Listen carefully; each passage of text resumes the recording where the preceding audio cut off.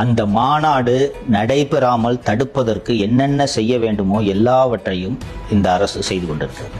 450 acre இடத்துல மாநாடு நடக்குது. ஆச்சரியமா இருக்கும் உங்களுக்கு. நிகழ்ச்சி ஏற்பாட்டாளர்களுக்கும் தெரியும், விஜய்க்கும் தெரியும், கூட்டம் எப்படி கூடும் என்பது தெரியும்.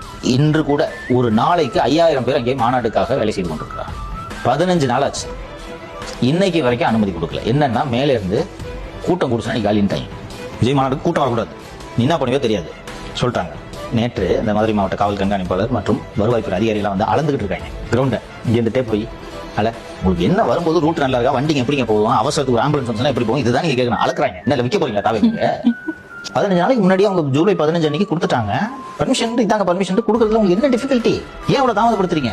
யோசிக்கிறோம். என்னன்னா விஜய் மாநாட்டுக்கு இவ்வளவு கூட்டம் என்று யாரும் பேசிவிட்டால் சின்னவர் மனது வருத்தப்படும். மாநாடு திட்டமிட்டபடி நடைபெறாமல் தடுப்பதற்கு எல்லா வேலைகளையும் எல்லா இடைஞ்சல்களையும் திமுக அரசு செய்யும் என்றுதான் தெரிகிறது.